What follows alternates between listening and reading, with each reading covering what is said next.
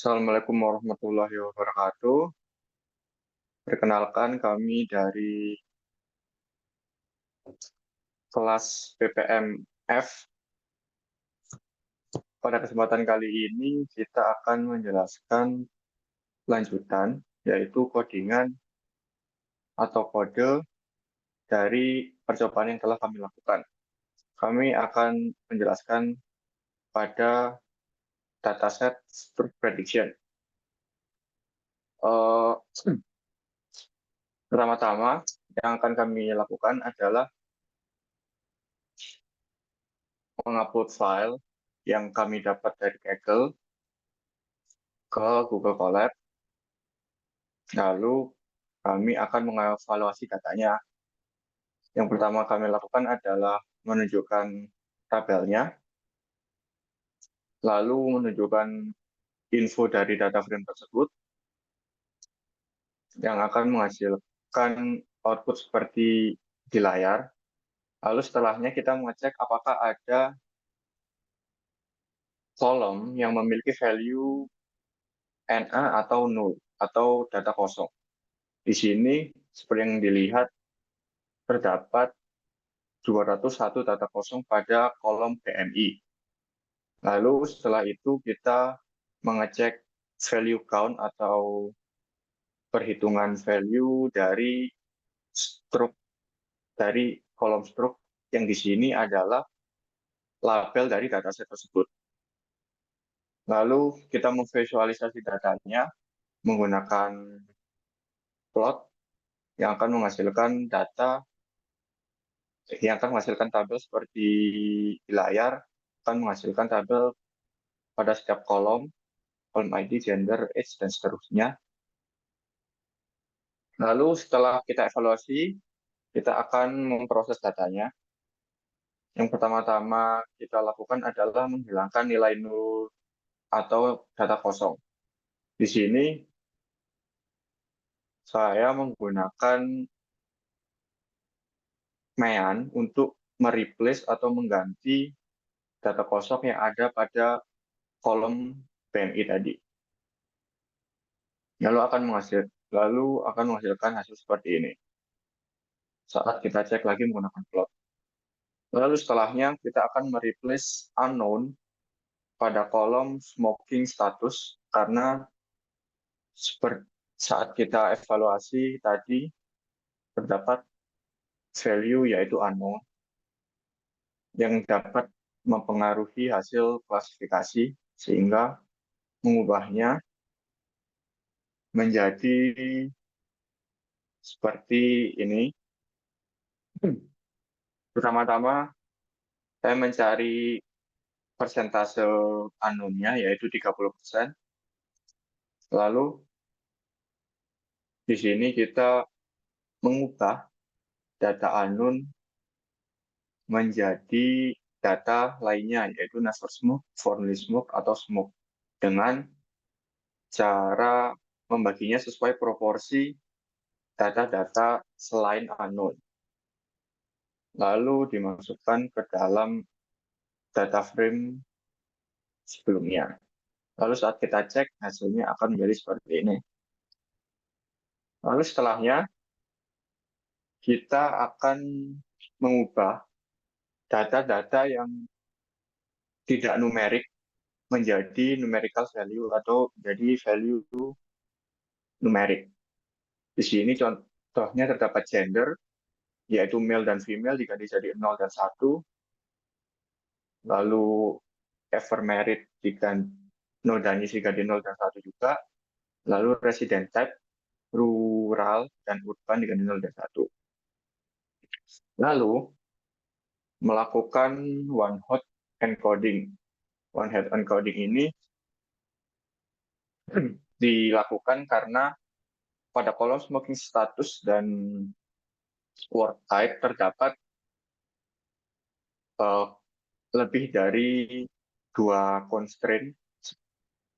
Jadi tidak bisa diubah menjadi numerical value, harus dipecah kolomnya sesuai dengan banyak constraint-nya seperti di sini.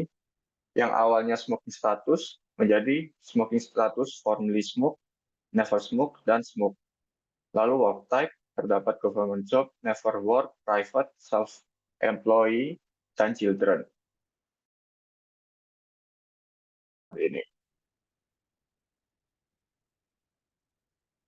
Lalu setelah diubah menjadi numerik semua, kita akan menormalisasi datanya menggunakan min-max.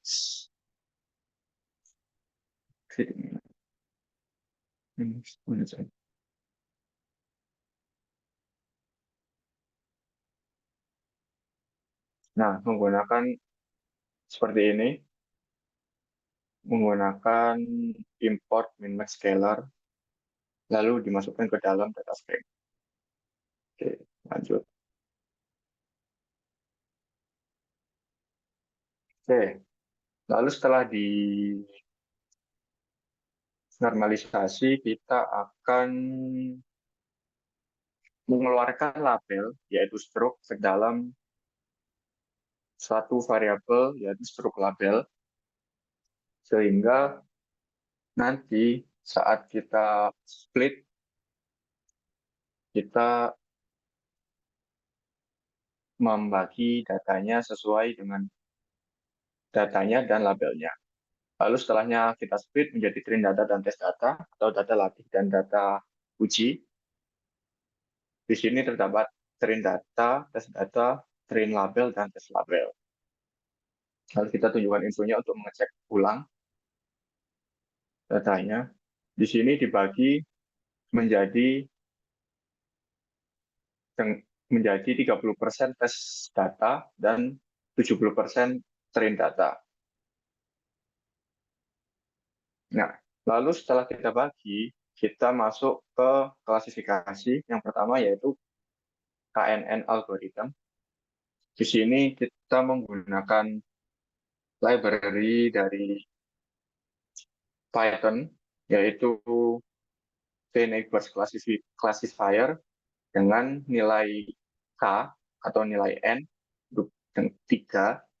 Lalu kita latih dengan data train dan label train. Lalu setelahnya kita melakukan prediksi dengan data tes yang akan menghasilkan hasil seperti di bawah.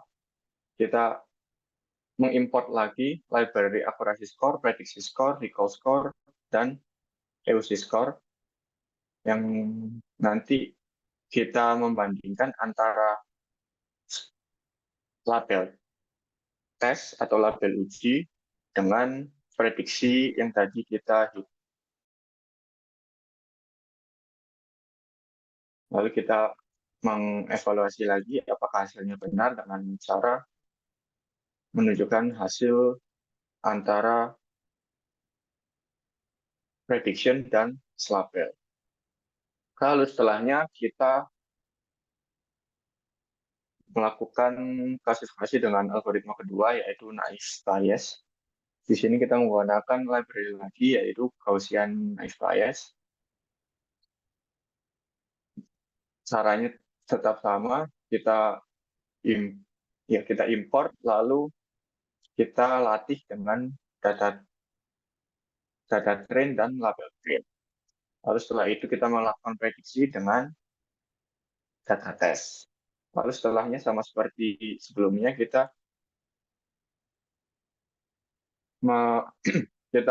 mengecek akurasi, presisi, recall score, dan AUSI score.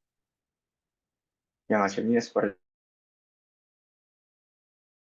dan kita mengecek ulang dengan menunjukkan hasil prediksi skor, stroke prediksi, dan stroke test label. Hasil seperti ini. Sekian presentasi coding dari kami. Kurang lebihnya mohon maaf. Wassalamualaikum warahmatullahi wabarakatuh.